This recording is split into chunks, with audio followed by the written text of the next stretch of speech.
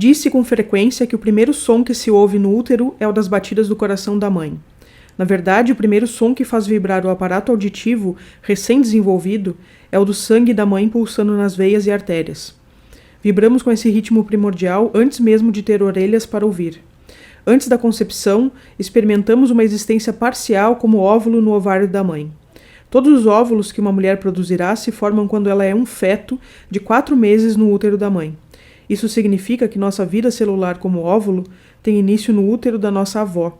Todos passamos 5 meses no útero da avó, que por sua vez foi formada no útero da avó dela. Já vibrávamos ao ritmo do sangue de nossa mãe antes que ela mesma nascesse.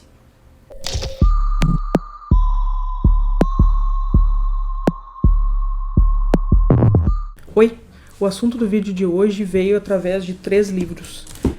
O Impulso, escrito pela Ashley Aldrin. Depois, Morra Amor, escrito pela Ariana Harvitz. Espero que seja assim que se pronuncie, mas talvez seja Harvitz. E A Teta Racional, escrito pela Giovanna Madalosso. A Teta Racional é um livro de autoria brasileira, é um livro de contos. Morra Amor é um livro de uma autora argentina, mas que morou na França e acho que ainda hoje mora na França. A história do livro se passa na França.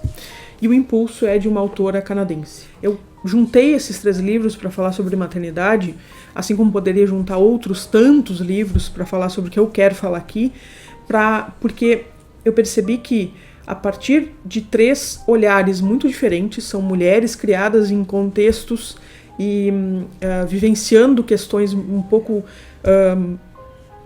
e às vezes muito diversas, elas trazem questões extremamente parecidas e talvez a gente possa falar de questões universais a respeito da maternidade. Então, esses 3 livros, eles têm gêneros narrativos e gêneros textuais que se divergem, né? Um deles, A Teta Racional, é um livro de contos, então o tipo de ritmo que se tem aqui é completamente diferente do tipo de ritmo que se tem nos romances, nos outros 2 que são livros de romance. A linha de base dele e o final abrupto normalmente, ele cria uma necessidade de um tipo de narrativa que difere bastante do tipo de narrativa que normalmente se apresenta num romance. Já o Morra Amor, que inclusive na própria capa diz que ele é um romance, ele é um romance escrito a partir de uma tradição narrativa que é muito própria dos textos latino-americanos, especialmente argentinos, uruguaios e de outros países da Latinoamérica. E ele tem uma narrativa que flerta muito com o fantástico, com o surreal e tangencia certas tradições que são compartilhadas entre a América Latina e a Europa, como é o caso dessa autora, que é argentina, mas vive na França, e onde se passa, inclusive, a história dela. Já no romance da autora canadense, a gente tem um típico, embora não tão típico assim, não tão comum assim, porque é um romance epistolar. Ele não é escrito na forma de cartas, necessariamente, ele é escrito na forma de um grande manuscrito, como se fosse um livro para uma pessoa só ler. Mas ele tem uma característica de adquirir uma voz muito mais tradicional, de trabalhar com uma voz muito mais tradicional e com uma estrutura muito mais tradicional, considerando ser um romance, né? Então são 3 narrativas bastante diferentes, com tradições narrativas, tradições de gênero bastante diferentes entre si, e ao mesmo tempo trazem questões que são interessantes de serem discutidas nas suas similaridades, nas suas diferenças. Eu vou pegar o primeiro livro que eu li, porque eu me propus a ler esses 3 livros para pensar e para traçar esses paralelos. O primeiro livro que eu li foi A Teta Racional, e nele, logo de início, o primeiro conto, que é o XX mais XY, já começa pelo próprio título nos trazendo para o nível do corpo, para o nível da biologia, para o nível daquilo que há de mais material, né, na experiência, tanto na experiência humana quanto na própria experiência materna. E foi foi uma identificação atrás da outra, no meu caso, já que eu tenho um filho, e uma das coisas que mais me chamou a atenção logo em algumas das primeiras páginas do livro, do conto, foi um momento um momento de choque da mãe, em que ela tem uma circunstância típica da maternidade logo nos seus primeiros dias, e ela começa a chorar, e ela diz assim, na página 13: comecei a chorar, e meu filho, sempre em simbiose comigo, chorou também. Nos acolhemos, nos grudamos um ao outro, uma bola de fezes, vômito, sangue, lágrimas e muco se amando intensamente. Aqui já tem essa ideia bem clara sobre o tipo de relação que se estabelece, não só com essas personagens e seus filhos, ou entre essas personagens e a sua vivência materna, mas com o tipo de escrita que a partir daí passa a ser guiada a partir dessa nova voz. E por isso eu acho tão importante que a gente leia mais mulheres, não só porque a gente vai ver o mundo de um enquadramento diferente do que é o normal no sentido de norma, o neutro, o normativo propriamente, né? E o mundo a partir de algo que é tradicional já, como a voz neutra do masculino. Em dado momento, ela vai falar, a Giovanna, através desse livro de contos, ela vai falar sobre a questão da idade, né? E ela fala 2 coisas muito importantes sobre as mulheres que aos 40 anos não estão mais no fundo de cavernas, né, com dentes podres e os cabelos brancos. E aí depois ela fala uma coisa que para mim é muito cara, porque embora a gente não viva a expectativa de vida das pessoas das cavernas, a gente não viva a expectativa de vida que se vivia no século XVII, XVIII, nós ainda temos destinos, as mulheres ainda têm destinos que foram traçados em função de realidades que são do tempo das cavernas, são do século XVII, XVIII. Ela fala na página 15, as meninas continuam amadurecendo para a maternidade aos 12 anos. Isso é muito forte, porque muitas vezes as meninas se casam aos 12 anos, são vendidas para casamento aos 12 anos, porque elas amadurecem, afinal de contas, aos 12 anos, ou até antes disso. E aí ela também acaba trazendo muito apropriadamente não só a relação da mãe com o corpo da criança, essa simbiose, toda a relação que nos obriga a ter a ser puxada para esse chão que é o corpo, para esse chão que é o material, mas ela fala na página 17 sobre uma relação de trabalho que tem como protagonista aqui uma mulher que acaba de ter um filho e que é uma mulher trabalhadora, e ela fala: ele sugeriu que eu fizesse com pressa, eu já tinha feito.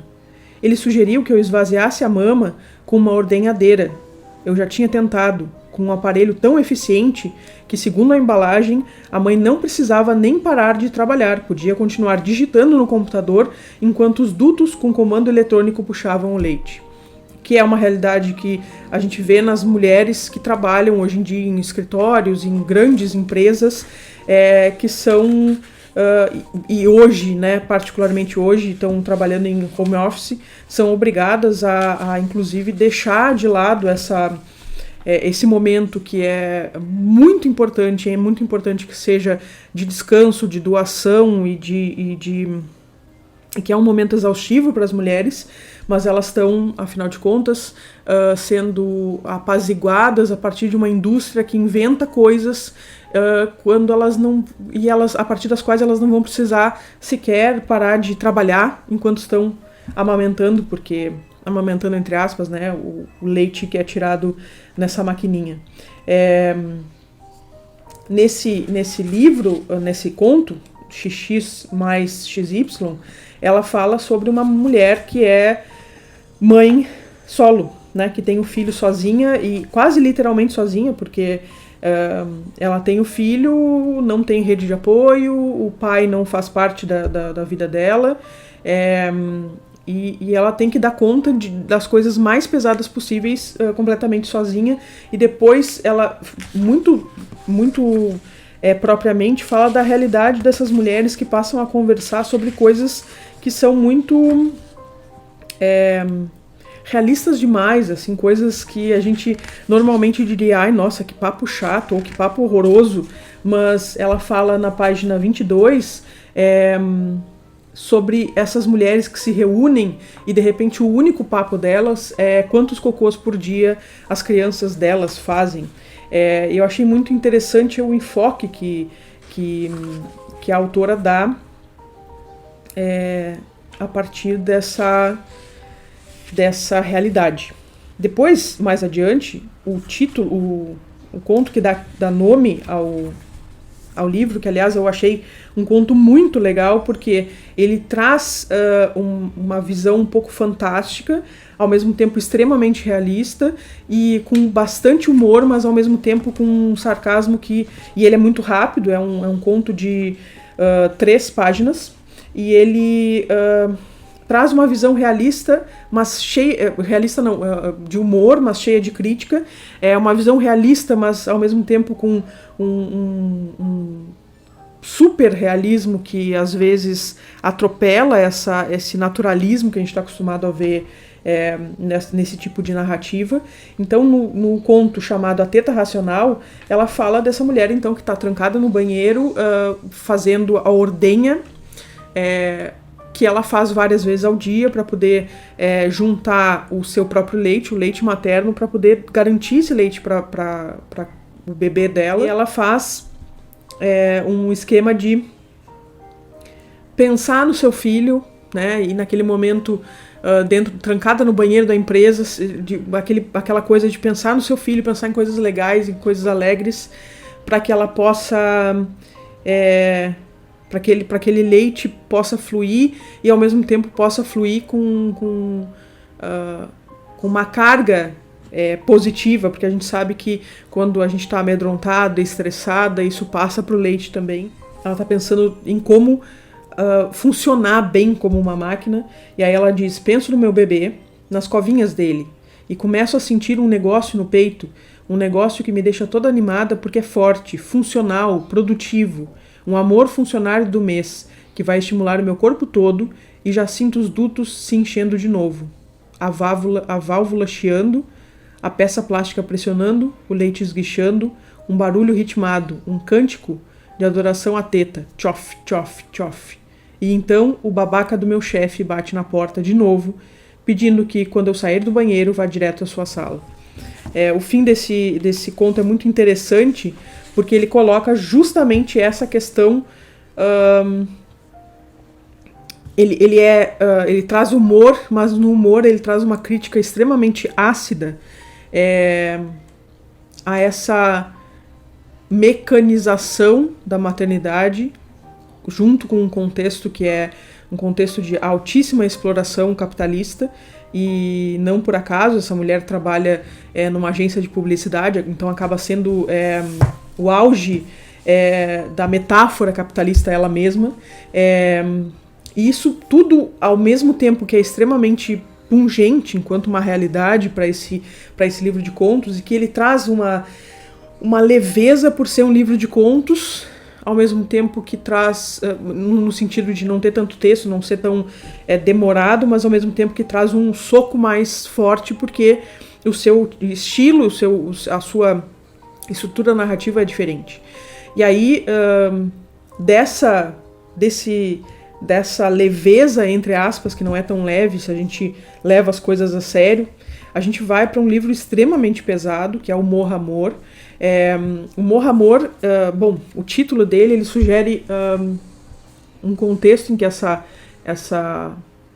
frase foi dita, sugere que seja uma coisa muito trágica e não é. Na verdade, dentre todas as coisas que acontecem aqui, é a coisa menos pesada, é a coisa menos indigesta. Ao mesmo tempo, é um livro que ele cria um certo afastamento, pelo menos para os leitores que estão acostumados com os romances mais tradicionais, porque a forma com que ele é escrito tem um enviesamento muito forte do realismo fantástico e dessas narrativas que são muito típicas da própria cultura latino-americana, cultura literária latino-americana, mas o próprio livro cita uma pista que explica muito a forma com que ele é escrito, o estilo, a estilística desse livro, porque ele faz uma referência a Virginia Woolf que acaba nos ajudando, inclusive, a entender a forma com que essa voz se coloca nesse livro. Então é um livro de fluxo de consciência, uma narrativa de fluxo de consciência muito forte, onde a consciência dessa mulher que está contando essa história, ela se mistura com uma consciência muito atravessada pela selvageria com que essa situação se dá com ela. Então a maternidade para ela não é uma coisa... a gente já percebe logo de cara que não é uma coisa naturalizada, não é aquela coisa de que ela tem um sonho de ser mãe, ao mesmo tempo ela é uma mulher que, pelo que o livro dá a entender, ela é uma mulher que tem sonhos mais intelectuais, ela tem ela tem objetivos, ela tem vontades e sonhos de ter uma vida completamente diferente dessa que ela tem nesse interior da França, com uma vida não só interiorana no sentido de mais mundana, mas uma vida também muito pautada por tradições, eventualmente, onde ela é obrigada a ser essa máquina, mas não máquina no sentido industrial. Ela me parece viver, essa mulher me parece vir de um lugar, primeiro, de um lugar fora dessa cultura, então ela é uma estrangeira, e também fora desse universo mais rural. E ela, logo de cara, assim, logo no início do texto, num dos capítulos, esses capítulos eles são muito curtinhos, logo no início do texto ela coloca na página 14 uma coisa que me parece pautar toda a narrativa dela a partir daqui. Tento me concentrar na Virginia Woolf, que meu homem me deu de presente, mas tenho leite demais. Isso me caiu como uma bigorna, assim, porque não só é uma coisa que a gente se identifica como mãe, porque muitas mulheres, principalmente mulheres que trabalham muito e que trabalham muito fora de casa, que trabalham com coisas mais voltadas para o intelectual e etc.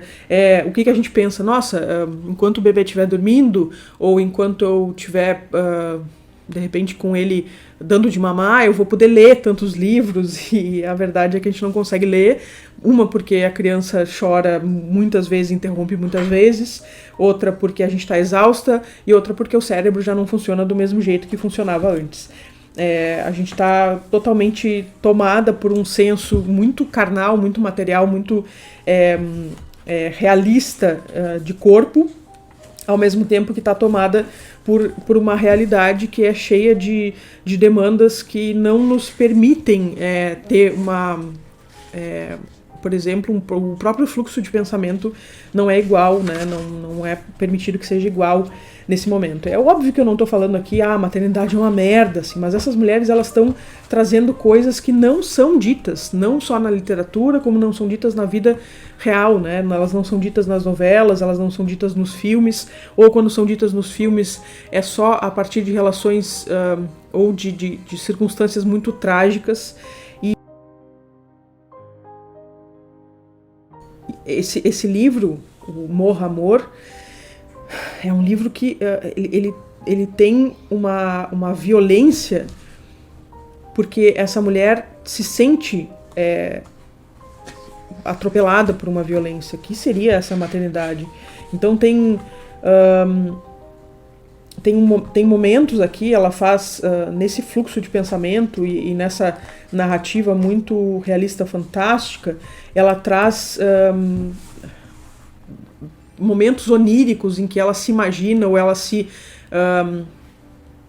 consegue se identificar com esse cervo que está no bosque, perto da casa dela, e com esse estado selvagem da vida, ao mesmo tempo que ela, sem dizer isso, a gente percebe que ela é uma coisa selvagem. E essa coisa selvagem, não só nesse livro é tratada como o selvagem no sentido de instintivo, de primitivo, de corporal, de material, mas também um selvagem no sentido de fora das tradições, fora da instituição patriarcal, por exemplo, fora da instituição capitalista, por exemplo, esse selvagem que trabalha em dois níveis, né?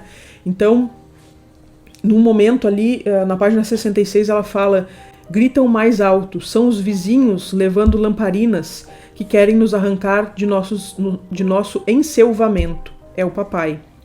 Nesse momento, ela está falando sobre quando ela foi para o bosque com o seu filho, e ela dá a entender nesse fluxo muito louco de pensamentos que ela traz aqui, que ela foi entendida como uma mulher louca que saiu desvairada, levando o seu filho embora, e que na verdade estaria fazendo uma coisa ruim para a criança, né? Ou roubando a criança, ou fugindo com a criança, ou sei lá.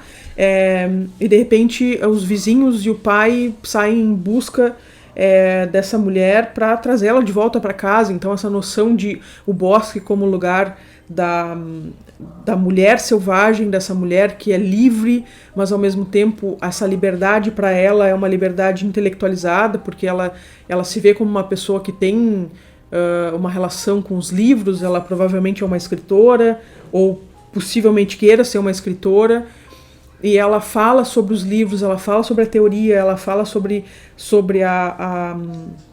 esse mundo intelectual como um mundo onde ela é livre. Então essa liberdade, ao mesmo tempo que ela o selvagem simboliza essa liberdade do corpo, ele também simboliza a liberdade da mente, nesse caso dela. E quando ela fala que os vizinhos e todos eles estão vindo com lamparinas para tirar essa mãe e esse filho do enselvamento, me faz pensar muito nessa coisa de querer moldar essa mulher e, obviamente, essa criança numa instituição, né? Moldar a partir das instituições tradicionais, a partir desse molde que as tradições nos obrigam. E aí ela fala, é o papai. Ou seja, esse papai também é uma metáfora, não é só o papai real, né, o homem, o marido dela real, mas uma metáfora do patriarcado, uma metáfora da instituição, uma metáfora do chefe, uma metáfora dessa vida onde essa mulher é desumanizada. Mais adiante, ela coloca algumas questões aqui que trazem bem essa tônica sobre os desejos e os sonhos intelectuais dela. Na página 87, ela fala sobre um programa de rádio que ela está escutando, e no programa de rádio fazem um comentário, e ela comenta esse comentário. Miss Dalloway é um romance sobre o tempo e a interconectividade da existência humana. Há quanto não escutava esse léxico? Interconectividade. Puta que o pariu. Tento girar a roda de plástico, mas esse assento não reclina. Mais adiante, como eu veria este mesmo bosque, este espírito camponês, minha casa meio construída, esse homem instalando vigas de madeira, se um crítico dissesse que o que eu escrevi trata da interconectividade da existência humana. Ela está imaginando como seria a vida dela se ela tivesse condições, né, de fazer aquilo que ela realmente quer, que talvez seja escrever, ou talvez seja pensar, ou talvez seja esse mundo intelectual.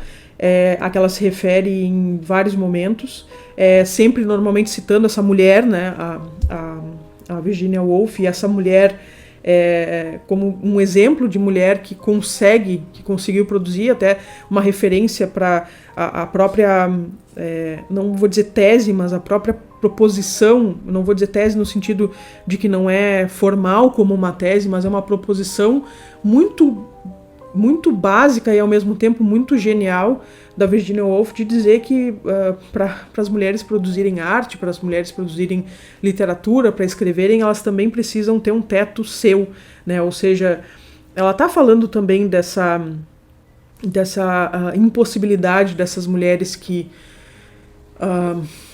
são obrigadas a viver essa tradição, ou a viver o que se espera das mulheres, ou a viver a maternidade em função de simplesmente, ou de abandonar, por um outro lado, de abandonar essa intelectualidade, essa vida intelectual, essa predisposição intelectual, em função de não terem condições de largar seus afazeres, o seu papel enquanto uma máquina, né? E isso é muito pungente em vários momentos nesse livro, mas em um momento em que ela vai falar especificamente sobre esse enlouquecimento, né? O marido e as pessoas que cercam ela ali nessa localidade entendem que ela está ficando louca, que ela está enlouquecendo não só porque ela está sendo muito agressiva, mas porque ela não se encaixa nesse papel de maternidade. E ela fala sobre o momento em que ela é institucionalizada, então nisso que seria uma casa de repouso, /asilo, comunidade terapêutica. Na página 104 ela fala: até que escutei tratamento. Isso era o que eu via em mim, uma mulher que tinha que se acalmar, tornar-se uma ameba.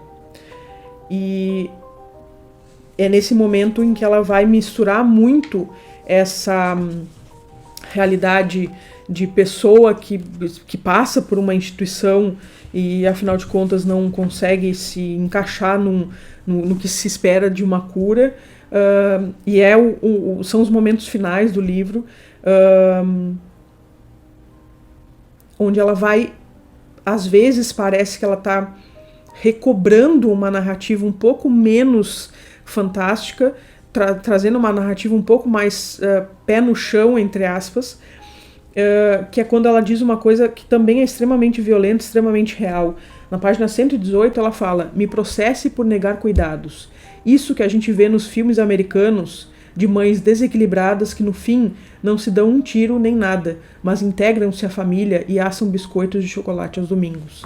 É um pouco uma referência à própria Virginia Woolf, que não era mãe, mas ela ela acaba se matando em função de não conseguir tolerar esse sofrimento que ela vivenciava, e ao mesmo tempo tolerar toda aquela carga que ela tinha em cima dela por ser mulher, inclusive. A própria Sylvia Plath, poetisa, que se mata numa circunstância absolutamente bizarra, né, enfiando a cabeça num forno, deixando seus filhos. Esse sofrimento dessas mulheres que ela diz mesmo ali, não se dão um tiro na cabeça, mas coloca então essa coisa de ser assimilada pelo tradicional, ser assimilada pela vida normal, entre aspas, pela institucionalização desse patriarcado, como uma morte, né, como um suicídio. E no final, zona de spoiler, aviso, no final ela fala sobre essa libertação, porque ela parece trazer um final em que ela tem uma libertação, né? E essa libertação ela vem depois de uma conversa em que, teoricamente, o marido dela compreende que ela não vai ela não vai conseguir se moldar aquilo ali, então ele propõe que eles tenham um outro filho, e ela ri, enfim, e o que parece no livro é que ela ela foge né, como um bicho, e nessa fuga dela como um bicho, ela deixa claro que essa inadequação dela com a maternidade, essa incapacidade de lidar com a maternidade não é a incapacidade de lidar com a criança em si, mas a incapacidade de lidar com o fato de que ela está sendo desumanizada e ela não consegue se deixar ser desumanizada por esse marido, por essa sociedade, e aquela criança representa essa desumanização o tempo todo. Muito diferente a perspectiva desse livro, O Impulso. Nesse livro, apesar da gente ter uma narrativa,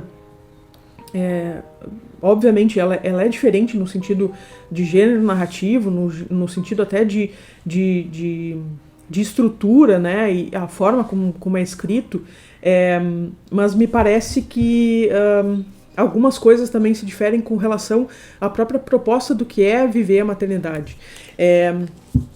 Esse livro, ele é recente e ele foi vendido como ele é, inclusive, recebido por muitos leitores como um thriller de suspense, como um livro com uma narrativa de gênero de thriller mesmo, né?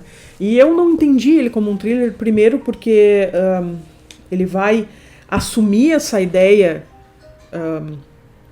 que a gente poderia dizer que cabe a um thriller só no final do livro. De novo, né, eu vou avisar quando eu der spoiler, mas eu vou dar spoiler, vou ser obrigada a dar spoiler nesse caso. Então, ele é um livro que a narrativa dele começa como uma narrativa que já logo de início é uma mulher falando com o seu marido. Então ela está escrevendo a esse marido e a partir disso ela conta a história da vida deles, assim, como eles se conheceram, como essa relação de amor foi se estabelecendo e ao mesmo tempo como ela foi aprendendo a viver uma situação em que ela fosse amada, respeitada e exaltada, etc., ao mesmo tempo em que ela tinha carregava esse trauma, carregava essa história de vida muito horrorosa, que a gente aos poucos vai costurando, porque ela conta, ao mesmo tempo que ela está falando com esse marido, ela vai fazendo, vai tendo flashbacks da história da avó dela e da história da mãe dela. Então essa avó que teve uma vida, e a relação dessa avó dela com a maternidade foi extremamente complicada, por circunstâncias totalmente comuns, assim. Numa situação, uma mulher perde o marido, na outra situação a mulher foi criada por uma mãe muito ruim, entre aspas, né? Não dá para dizer que era uma mulher ruim, mas foi criada de uma maneira muito violenta, então ela tem uma dificuldade de se relacionar com a sua filha. E essa mulher, né, a Blythe, que é a que narra essa história toda, ela vai de vez em quando voltando à história dessas mulheres para, inclusive, justificar a maneira com que ela não consegue se relacionar com a sua filha Violet.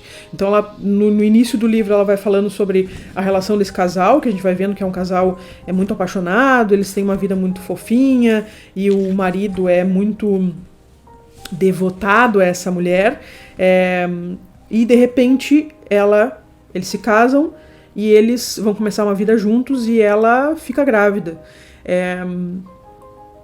E ela fica grávida, dá pra perceber que ela fica grávida para atender uma expectativa desse marido, não que isso seja extremamente colocado para ela de forma extremamente literal, né? Eu espero que tu seja que tu engravide, mas ele fala o tempo todo que ela vai ser uma boa mãe, ele ignora muito essa vida pregressa que ela tem com uma mãe que abandonou ela e que tratava ela de forma muito ruim, e que tratava ela de forma extremamente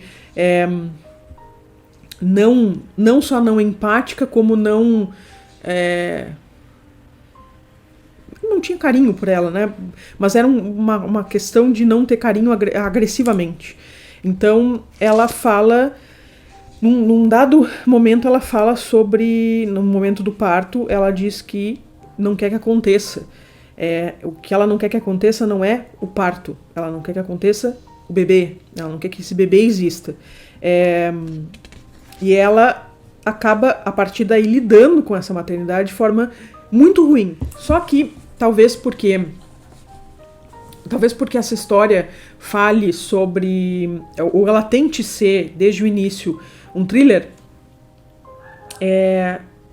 ela faz com que a gente pense que ela não consegue se conectar com essa criança, e que é por isso que ela acaba meio que numa vibe, precisamos falar sobre o Kevin, que ela não conseguindo se conectar com essa criança, vai acontecer alguma coisa em que ela vai acabar se sentindo culpada por essa criança fazer, ou pensar, ou ser de uma determinada forma. Então, me parece que o livro vai tentando, essa narrativa vai tentando anunciar uma tragédia, e vai tentando nos fazer acreditar que essa tragédia é causada por esse desvínculo que a mãe tem, né, com a criança.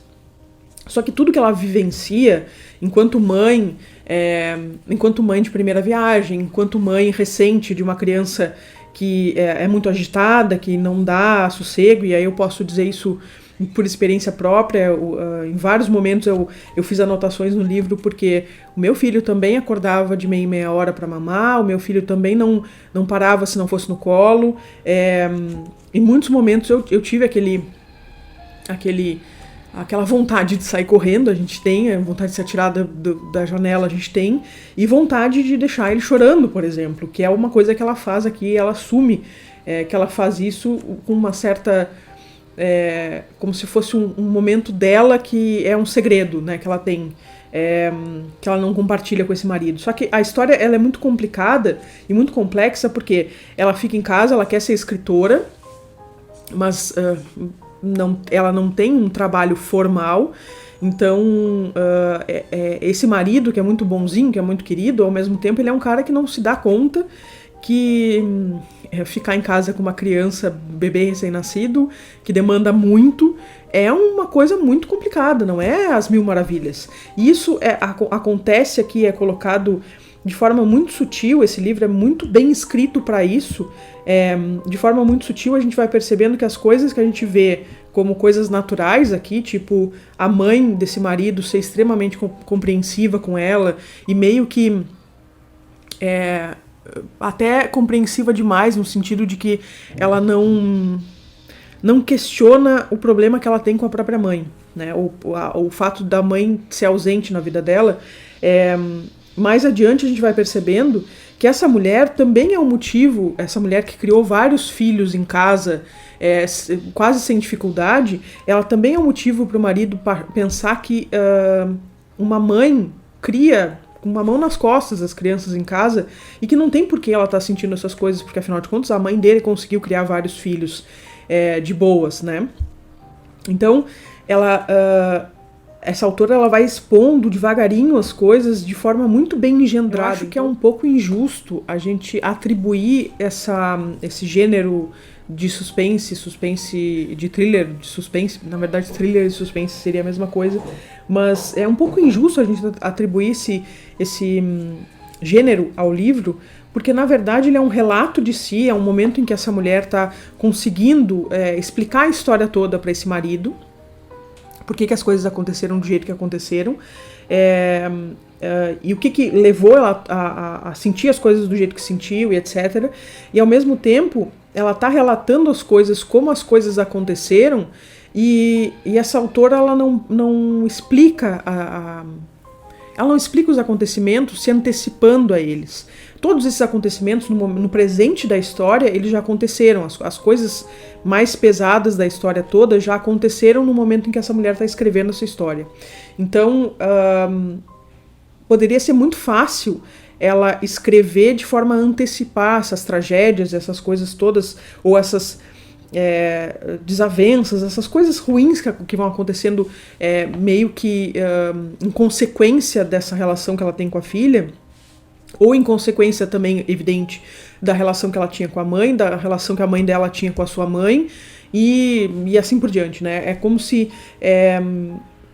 o filme o filme não, o livro fizesse uma isca para fazer a gente acreditar que essa vai ser uma história como, por exemplo, aquela história do Menina Má, em que a psicopatia dessa criança ela é atribuída a uma semente, né? Inclusive isso está no próprio título, em inglês, essa semente ruim que vem da genética da mãe dessa criança, que nunca contou para o marido, nunca contou para as pessoas que ela conhecia que a mãe dela era uma assassina também. Então, meio que esse livro, ele acaba jogando essa isca, e muita gente pegou essa isca e admitiu então que era um livro de suspense. Eu acho que muito disso, as sinopses também, elas dão conta de fazer com que essa expectativa sobre o livro se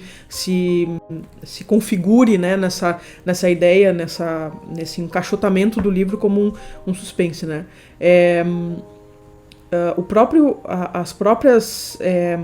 próprios comentários que vêm sobre esse livro de críticos, eles são comentários no sentido de uma narrativa alucinante, compulsivo, lugares obscuros, etc., né? Na verdade, ela está contando a história como ela foi sentindo as coisas acontecerem com ela. E, no entanto, a gente vai percebendo isso como pistas para, sei lá, uma futura tragédia que vai acontecer, e a gente vai se entendendo no meio de uma trama de suspense. Na verdade, não é uma trama de suspense, pelo menos na minha opinião, né?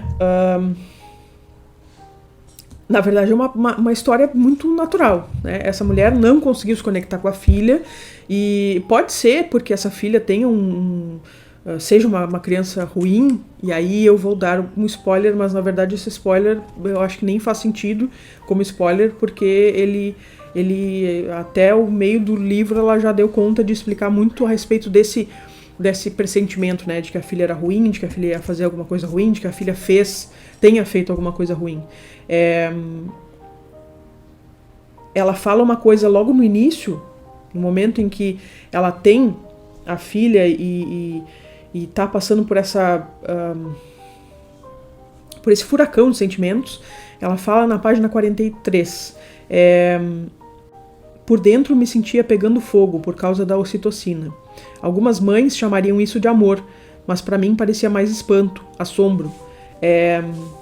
De fato, a narrativa que se constrói em cima da maternidade é muito de amor incondicional, é natural, é biológico que a mãe ame a criança, e de repente essa mulher traduz extremamente lúcida, porque na verdade é um sentimento de espanto, de horror, de medo, de amor também, por que não, mas é um sentimento de perplexidade às vezes, e de completo medo, completo pânico de ser responsável por aquela criança, de ter uma criança que depende inteiramente de ti, e que também é uma criança que saiu de dentro de ti. Ela fala sobre coisas tão mundanas como, por exemplo, na página 48, onde ela diz: ninguém falava no sentimento de ser despertada após 40 minutos de sono, com os lençóis manchados de sangue, apavorada pela consciência do que viria a seguir. Eu me sentia a única mãe do mundo que não sobreviveria àquilo. Isso a gente sente, sabe? A gente um pouco... o pós-parto é uma coisa tão difícil, que é um pouco uma mistura de uma queda absurda hormonal, né? E a gente fala muito sobre depressão pós-parto. Eu acho que é preciso a gente esclarecer a respeito das questões sobre depressão pós-parto. Existe psicose pós-parto, que é aquela que normalmente as pessoas atribuem à depressão pós-parto. Essa mulher teve depressão pós-parto, então ela matou o filho, ou ela tentou matar o filho, ou ela machucou o filho, né? Isso não é real. O que as mulheres têm quando isso acontece, quando as mulheres machucam os seus filhos, etc. Isso é um tipo de psicose, e é uma psicose pós-parto que é legítima, acontece de forma legítima, só que ela normalmente diagnosticada, né, por pessoas que não conhecem, não sabem de nada, quando vem uma mãe tendo dificuldades com a criança, quando vem uma mãe, por exemplo, chorando desesperadamente depois, nos primeiros dias do pós-parto, ou quando vem uma mãe que de repente está se sentindo incapaz de amar a criança ou coisa parecida. Depressão pós-parto, toda mulher tem depressão pós-parto, porque a gente tem uma queda hormonal muito grande, a gente passa tudo aquilo que a gente construiu hormonalmente no corpo durante 9 meses, 10 meses, a gente de repente perde com a placenta, com a criança, e ao mesmo tempo a gente está produzindo leite, ao mesmo tempo a gente está numa circunstância muito específica que é de dependência dessa criança absurda e sentindo dores, e quem teve parto cesárea sentindo dores de um jeito, quem teve parto normal sentindo dores de outro jeito. A dor da amamentação, né? Muitas mulheres não sentem dor ao amamentar, mas muitas mesmo sentem muita dor e é muito, muito dolorido. Junta tudo isso com uma pessoa que não consegue fechar um ciclo de sono.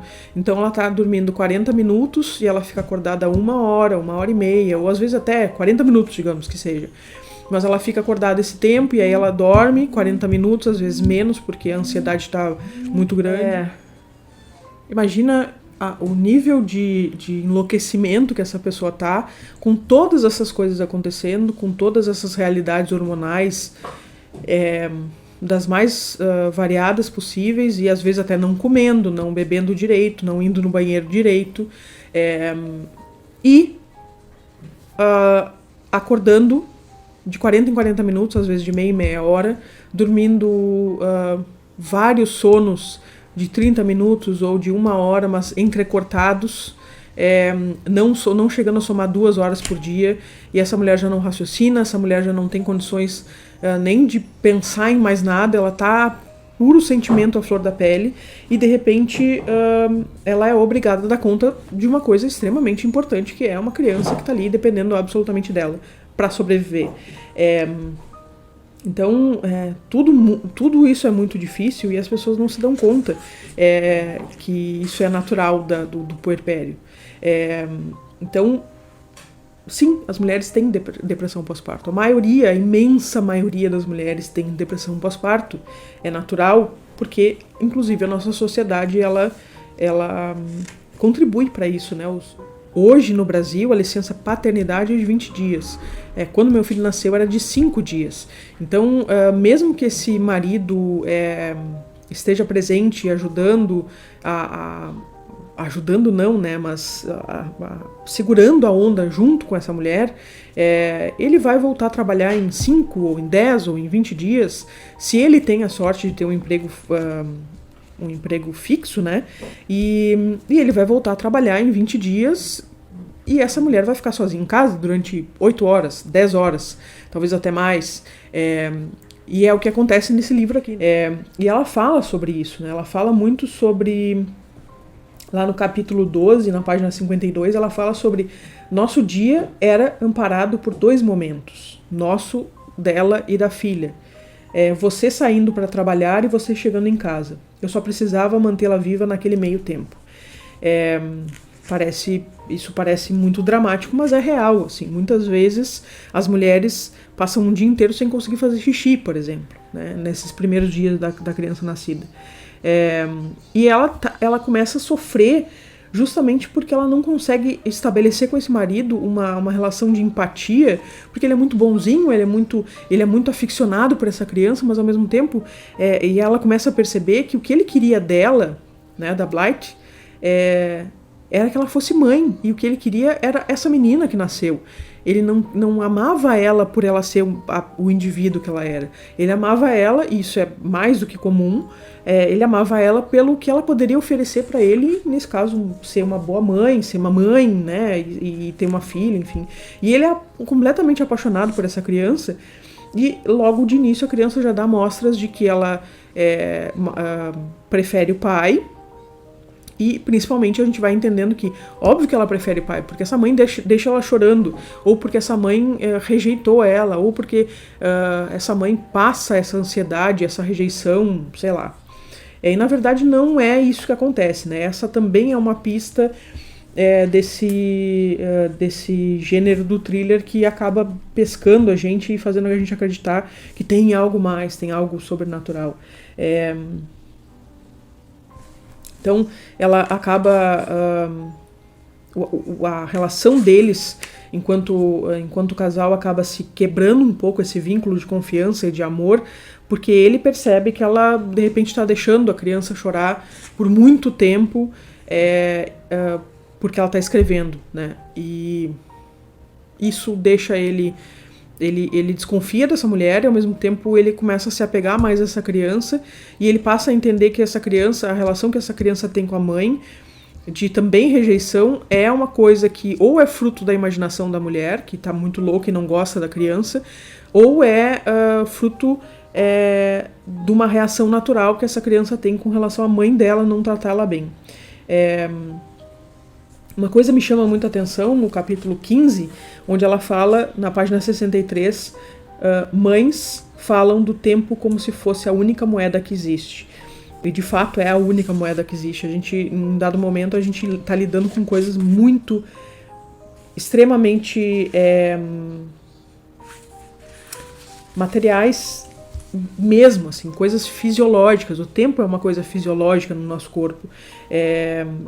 E ela fala sobre isso de uma maneira que dá para perceber que essa escritora é mãe, né? Porque ela tem uma percepção muito fina dos sentimentos, assim, sentimentos que a gente não vê escritos em nenhum lugar, a gente não vê romances tratando sobre isso, a gente não vê pessoas falando sobre as suas realidades nesses termos. Eu só tentava mantê-la viva, estava focada na alimentação e no sono dela, nas gotinhas de probiótico de que eu nunca parecia me lembrar. Estava focada em sobreviver aos dias, que vinham rolando como pedras gigantescas um atrás do outro.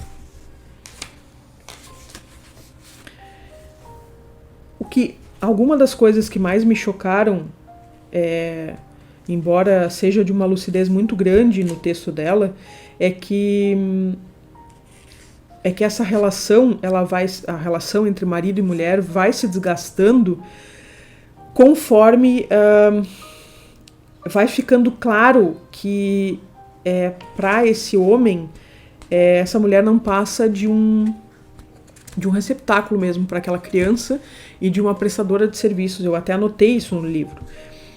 Na página 67, ela escreve: era a única coisa que você se preocupava. Você me queria alerta e paciente. Me queria descansada para eu poder cumprir com os meus deveres. Antes você costumava se preocupar comigo como pessoa, minha felicidade, as coisas que me faziam bem. Agora eu era uma prestadora de serviços. Você não me via como mulher. Eu era apenas a mãe da sua filha. Essa coisa que eu anotei ali do lado, marcando bem a ideia de prestadora de serviços, é um sentimento que, mesmo que a gente tenha uma relação boa com o marido, mesmo que a gente tenha uma rede de apoio, eu não tive uma rede de apoio muito boa, tive uma relação e tenho uma relação muito boa com o marido e pai do meu filho, mas é um sentimento que a gente passa a ter com o mundo, né? O mundo passa a nos enxergar como prestadoras de serviço, como máquina, como um corpo-máquina, porque também é assim a nossa relação com a maternidade. Não só porque o mundo, a sociedade patriarcal é extremamente misógina e nós somos as reprodutoras da força de trabalho do mundo, etc., mas porque a realidade da maternidade é extremamente corporal e ela constrói esse laço entre as crianças, os filhos e a gente. Na página 144 ela diz assim: você e eu éramos parceiros, companheiros, criadores daqueles dois humanos, mas levávamos vidas cada vez mais diferentes, como acontece com a maioria dos pais. Você era cerebral e criativo, inventava espaços, linhas de visão e perspectivas. Passava os dias preocupado com iluminação, elevação, acabamentos. Você fazia 3 refeições por dia, lia frases escritas para adultos e usava um cachecol muito elegante. tinham motivo para tomar banho.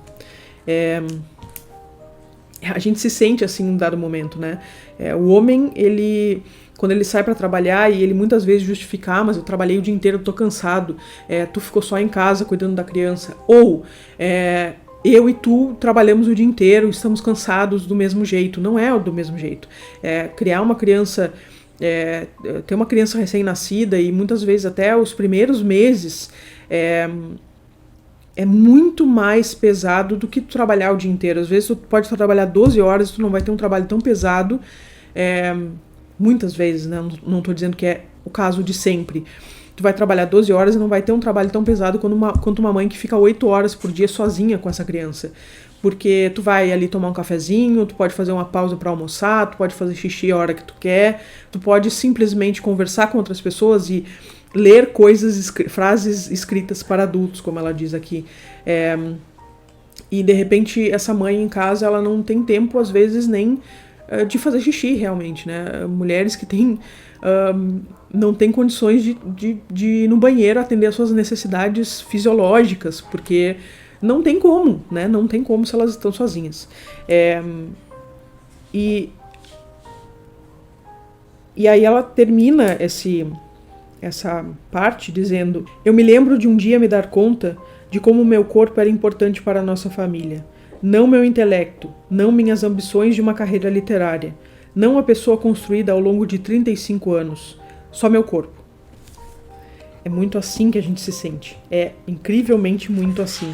Só que esse livro, ele tem uma virada, né? Ele tem uma situação que acontece, que mais adiante eu vou falar, e aí eu vou avisar que vai ter spoiler, mas tem uma situação que acontece que acaba deflagrando essa noção de que essa criança não era necessariamente, não odiava a mãe porque tinha sido rejeitada, mas que ela tinha alguma coisa a mais, que ela tinha algum um problema ali que era um pouco mais grave e obviamente, né, mais ficcional do que a gente está lidando aqui com uma coisa tão pungente, tão real, tão material como é a maternidade para todas as mulheres, ou para a maioria das mulheres. E essa mulher está escrevendo então para esse marido, tentando explicar o seu lado, até porque o marido não acredita mais nela em nenhuma circunstância, inclusive na circunstância que mais choca ela. E aqui eu vou falar do spoiler maior desse livro. Ela tem um segundo filho, e a grande revelação é que ela tem um vínculo com esse segundo filho, e tem um amor e um sentimento que ela entende como natural de mãe com essa criança. É como se ela tivesse uma segunda chance de provar que ela é uma pessoa normal, que ela não é uma mãe horrorosa que trata a filha mal porque odeia a filha, porque ela não consegue ser mãe. Então ela tem também nesse novo filho, uma espécie de redenção e uma chance também de mostrar para o marido que ela é uma mãe boa, que ela pode ser uma mãe boa. Só que o marido não tem um vínculo tão forte com esse filho quanto com a filha primeira, até porque ele já está envolvido emocionalmente e amorosamente com uma outra pessoa, com essa amante que vai passar a ser a esposa dele depois e mãe dos futuros outros filhos dele. E essa mulher, ela tem essa revelação e de repente o filho dela morre num acidente que ela jura que não quer acreditar, mas ela jura que viu que foi causado pela filha. E várias coisas vão, o tempo todo ao longo desse processo em que ela vai, de luto, em que ela vai tentando se reerguer e ao mesmo tempo o casamento dela está acabando e a filha dela está com um comportamento cada vez pior com relação a ela. Então, de repente, ela perdeu a única oportunidade que ela tinha tido de ser mãe de verdade e ela se sente castigada. E nesse processo ela vai tendo evidências ao mesmo tempo de que sim, essa filha matou o irmão, provocou o acidente que matou o irmão, e que não, na verdade não, foi tudo coisa da cabeça dela que ela estava imaginando. a grande virada do livro, e que isso é que eu acho que as pessoas realmente acham que é um thriller por causa disso, é que do nada, isso é uma coisa um pouco esquisita no livro, o livro conta a história com uma resolução super agridoce, que é a resolução possível dessa história, né? Ela entregou o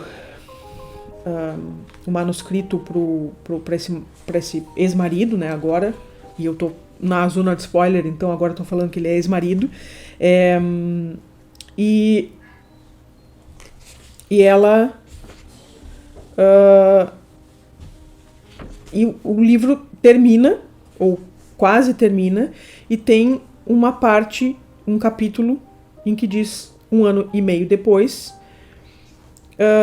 com uma narração em terceira pessoa. Então essa narração em terceira pessoa, ela muda a perspectiva abruptamente, e aí ela adentra finalmente nesse estilo mais tradicional de romance, né? E aí é que tem a revelação final de que, sim, a filha dela era uma assassina e a filha dela era uma criança que malvada e tal. Então, agora saindo da zona de spoiler, eu acho que são 3 livros muito válidos para a gente pensar a maternidade, mas ao mesmo tempo são 3 livros que trazem diferenças substanciais na forma narrativa, no estilo narrativo, onde a gente tem, se a gente pode ser capaz de pensar esse fio condutor que liga essas 3 histórias, ou melhor, não é um fio condutor, mas essa partilha que, sem querer, essas histórias têm, é essa diferença entre natureza e cultura, que é muito mais pungente no Morra-Amor, essa relação do corpo com o trabalho, do corpo do fisiológico da maternidade, do funcional do corpo com o trabalho, e de como é que essas relações de trabalho e essas relações de uso do corpo das mulheres, elas vão se interligando na própria ideia da maternidade, que aparece muito no A Teta Racional, mas também vai aparecer demais no Impulso. E finalmente no Impulso, essa narrativa que, na verdade, eu acho que ela usa a ideia do thriller, de ser um thriller, de ser uma narrativa de suspense, para falar sobre essa relação extremamente, eu já repeti umas 500 vezes relação, vocês podem fazer a contagem aí, eu não vou me dar o trabalho de fazer, essa inadequação absurda com a maternidade, mas ao mesmo tempo, será que é uma inadequação de verdade? Será que de fato essas mulheres, ou essa mulher especificamente no Impulso, ela estava se sentindo inadequada, ou aquilo era real, toda aquela sensação que ela tinha? Porque quando chega no final, que no Impulso, em que a gente tem a revelação que vai fazer jus a esse rótulo de thriller desse livro, então a gente, em retrospecto, a gente pode ver que, na verdade, a dificuldade que essa mãe tinha com a filha não era uma coisa sobrenatural, tipo, realmente ela tinha dificuldade porque ela rejeitou a criança, e portanto essa criança vai meio que responder a isso de forma a rejeitá-la também. Tudo isso era natural dela passar, né? E ao mesmo tempo também é natural que a gente tenha um segundo filho e a gente já esteja habituado e o sofrimento não seja tão grande, enfim, ela não coloca isso como uma tragédia. Eu não sei se eu consegui fazer um fechamento adequado. Esses livros, eles me pegaram de ponta, eles me fizeram repensar e pensar sobre muitas coisas. Foi muito difícil costurar essas histórias de uma maneira tão racional assim, porque são coisas extremamente doloridas às vezes da gente retomar e reviver. Mas esse assunto muito me interessa, eu queria saber de vocês se vocês curtiram essa visão, né, a partir desses, fazendo essa triangulação entre esses livros para falar sobre uma coisa só, ao mesmo tempo pegando livros muito diferentes. Eu quero fazer isso mais vezes no canal. Então me digam aqui se vocês curtiram, e se vocês curtiram, deixem o seu joinha, se inscrevam no canal, ativem o sininho de notificações, e a gente se vê no próximo vídeo. Tchau, tchau! Esse livro foi escrito pela Ariana Harvich, eu espero que seja assim que se pronuncia o nome dela, mas pode ser Harvix também. Aconteceu uma coisa roubada. Aqueles nutrientes que são necessários. Meu filho acabou de pedir para eu ir no banheiro limpar ele. Não é brincadeira.